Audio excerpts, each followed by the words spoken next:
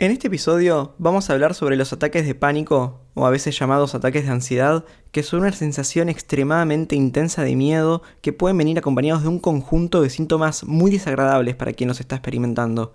Entre los síntomas experimentados más comunes se pueden encontrar las palpitaciones fuertes del corazón, sensación de ahogo o falta de aire, mareos, hormigueos, visión borrosa y sensación de irrealidad o despersonalización, entre otras. Los síntomas que se pueden experimentar son muchos en diferentes combinaciones, pero lo más característicos es que es un episodio que dura un tiempo limitado, por ejemplo alrededor de 15 minutos, durante los cuales la persona que está teniendo el ataque de pánico la pasa realmente mal y en muchas ocasiones puede pensar que está muriendo, enloqueciendo o perdiendo el control, entre otras cosas.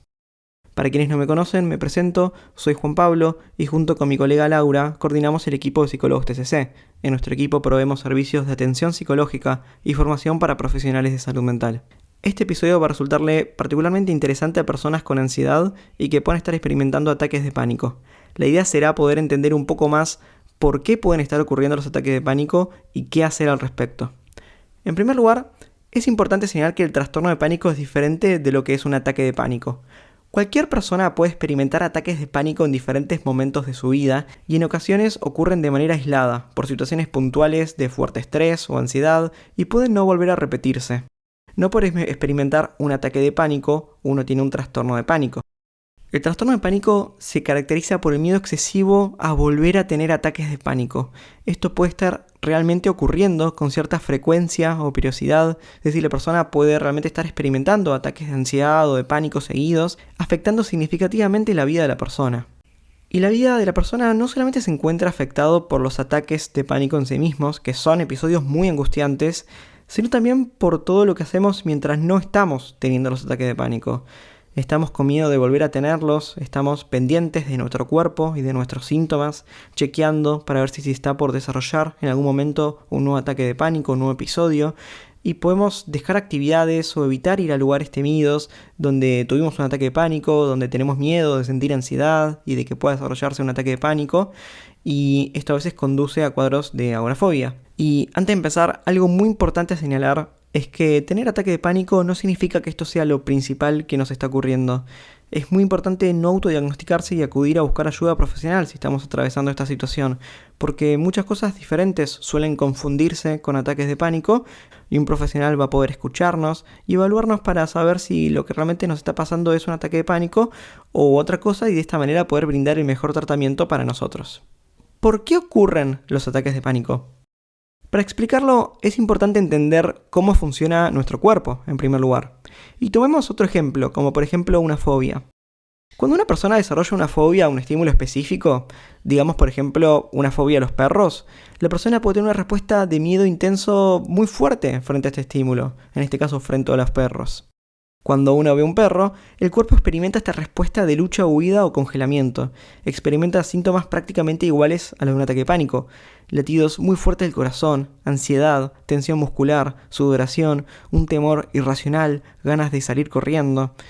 Y es que nuestro cuerpo tiene la capacidad de aprender a generar esta respuesta de terror intenso, de lucha o huida, ante situaciones que considera extremadamente amenazantes. Y esta capacidad en realidad es muy útil en el contexto adecuado. Si yo, por ejemplo, me encuentro frente a un peligro real, por ejemplo a un animal salvaje, la capacidad de bombeo de sangre al tener mi corazón acelerado por esta respuesta de pánico, o la tensión de mis músculos, o la sudoración, me va a servir en caso de que tenga que realmente echarme a correr o a luchar contra este animal. Es decir, mi cuerpo se prepara para resolver esta amenaza real inmediata.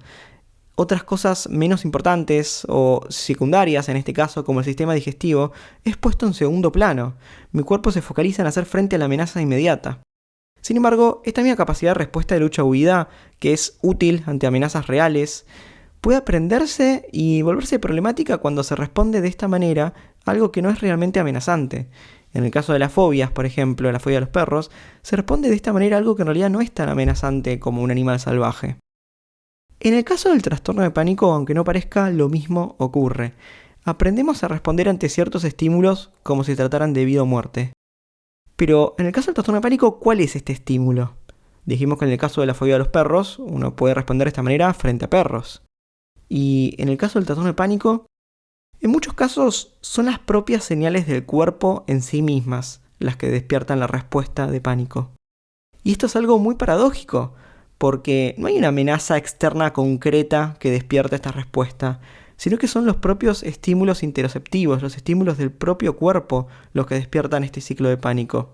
Es el propio latido intenso del corazón, o la propia sudoración, o la sensación de mareo u otros síntomas en particular, la que suele despertar esta respuesta de miedo, muchas veces alimentadas por mis creencias, por la creencia de que voy a morir, de que estoy teniendo un ataque de pánico, y esto en realidad exacerba la respuesta de ansiedad, lo que sirve como evidencia de que realmente estoy teniendo el ataque de pánico.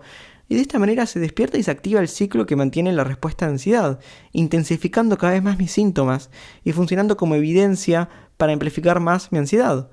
Uno puede pensar, realmente está pasando, realmente estoy teniendo el ataque, y esto sirve como evidencia para preocuparse más y tener más ansiedad. Es decir, las propias respuestas de ansiedad del organismo funcionan como evidencia para seguir generando más motivo de preocupación y generar más ansiedad y respuestas más intensas todavía. Y esto no es el caso en todos los casos. Muchas veces el ataque de pánico no tiene un disparador claro y suele ser resultado de muchas otras cosas que pueden estar pasando en nuestra vida que están generando estado de vulnerabilidad y fuerte estrés, en donde algo muy pequeño y muchas veces difícil de identificar en retrospectiva funciona como la gota que rebalsa el vaso y desencadena el ataque. Entonces, muchas veces lo que ocurre es que uno intenta cambiar sus hábitos para intentar evitar tener ataques de pánico. De repente no ir a lugares que da miedo, no tomar el tren, el colectivo, no ir al cine, no ir al teatro, no ir al shopping o cualquier lugar que uno asocie con pánico. Lo que hace es que si bien uno intenta hacer esto como una solución, en lugar de ser una solución es parte del problema. Limita cada vez más mi vida, limita cada vez más mi capacidad de accionar, aprendo a responder con miedo frente a las señales de ansiedad o las señales de pánico, y cuando eventualmente vaya a estos lugares puedo estar muy preocupado, automonitoreándome mucho y generando el contexto para tener un ataque de pánico. El automonitoreo, lo que es notar mi cuerpo, estar pendiente de mis señales de alarma, de cómo está mi corazón, de si estoy transpirando o no, de cómo está mi tensión muscular, o cualquier parte de mi cuerpo que yo sé que le presto mucha atención en particular, muchas veces es un intento de solución. Creo que si tengo bajo control mi cuerpo no voy a tener ataques de pánico, pero en realidad son parte del problema. En lugar de prevenir ataques, hace justamente que estemos hiperalertas, que estemos listos para interpretar el cambio más mínimo que haya en nuestro cuerpo como señal de que estamos por tener un ataque de pánico.